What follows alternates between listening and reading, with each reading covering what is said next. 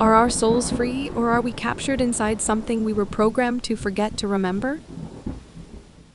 What you are about to hear will begin to show you who you truly are, how to break free from control, and why certain moments in your life feel strangely familiar. Stay with me because this is where it starts to get real. In 1947, at a military base, a nurse named Matilda O'Donnell MacElroy was assigned to something that would change her life forever. And perhaps yours too. Matilda was brought into a quiet room, and waiting there was a thin, non-human presence who called herself Arill and described her presence as an is-be, the spiritual essence that inhabits all sentient life, including humans. Arill explained that an is-be is the primary nature of all immortal spiritual beings, in that they live in a timeless state of is, and the only reason for their existence is that they decide to be, and that each person on Earth is an is-be, whether they are aware of it or not. There were no words, no sound. The exchange was direct thought to thought received with perfect clarity in the mind. And what Arill shared was not just about space travel or advanced technology. It was something far deeper. It was about our souls, our life force, and the truth of who we really are. Arill began to explain that we have been programmed to see ourselves as human, but that is not who we truly are. What came next was intriguing. Arill revealed that we are immortal spiritual beings, yet it is easily overlooked, because this awareness has been wiped from our memory. Right now, you are inside a body, but this body is not you. It is a biological suit. A vehicle, something you operate, like driving a car. The same is true for the body you see in front of you. This is only my vehicle, not who I am. And this is the truth that has been buried beneath our memory. You did not come here freely. Earth is not just a planet, it is a prison system. Then Arill said something that changes everything. I will show you exactly how it works. When your body dies, something happens instantly. You leave the body, but you do not get far. There is a grid surrounding this planet, like a force field. You cannot see it, but it is there. The moment you leave the body, something within the grid becomes aware. And in an instant, you are pulled back, drawn in, and captured once again. Then comes the electrical shock. Your memory is erased. Not just this life. Everything, who you are, where you came from. What you are capable of, gone. Then something else happens. False ideas are placed into your awareness. You are guided to return to re-enter a body and start again. And just like that, you are sent back into another body. A new life, a new identity, with no memory that this has ever happened before. That is the loop. That is the trap. That is the system. And if this feels familiar, it is you remembering. Because this explains everything. Why people fear death. Why people cling to survival. Why the world feels like a constant cycle of confusion, struggle, and repetition. Because you are not living one life, you are repeating a system. Now this is where it goes deeper. Arill explained who built this system. An ancient civilization known as the Old Empire. An authoritarian power that once controlled massive regions of existence, not through chaos, but through structure, control, and absolute obedience. They were not defined by what they were, but by how they controlled. Control over freedom, order over individuality. And when the leaders of the old empire could not control certain beings, they chose not to erase them from existence. They imprisoned them. They captured is-bees, wiped their memory, and sent them here. Into this system we are all inside of. A closed-loop system designed to keep powerful beings from remembering who they truly are. Think about that. Earth became a dumping ground, a place for beings who would not submit. Beings who claimed their freedom but faced a force too powerful to resist. The immortal spiritual beings captured were not weak. They were creators, rebels, thinkers, leaders, artists, geniuses. All brought here stripped of memory, placed into fragile bodies, and forced into the cycle.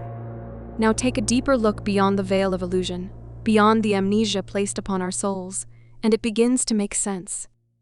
The moment you catch even a glimpse of this, your awakening deepens. You begin to choose with intention instead of simply accepting what is placed in front of you. The more you deliberately choose to remember, the more the amnesia fades. Choose your thoughts wisely. Choose to remember. Choose them with intention. Choose them with care, because this way of thinking is the gateway to freedom.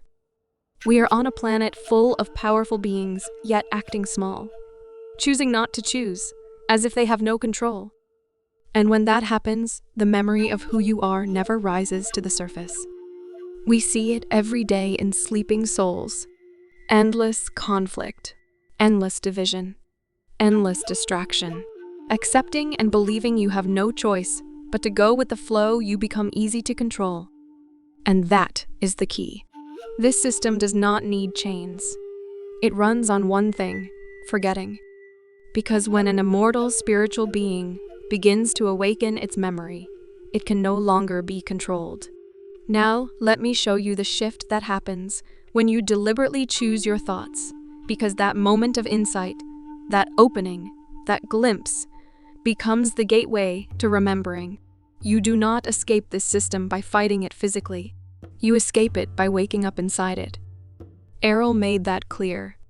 The first step is awareness. You start to separate yourself from the body, not physically, mentally. You begin to notice something. You are the one observing your thoughts. You are the one aware of the body. That awareness that is the real you, not the body, not the identity. That is the first crack in the system. Then comes the next step. Memory, not all at once. Small flashes. A feeling that something is off. Moments that feel familiar for no reason. A sense that you have been here before. That is not random. That is you starting to remember. And the more you lean into that, the more control returns to you.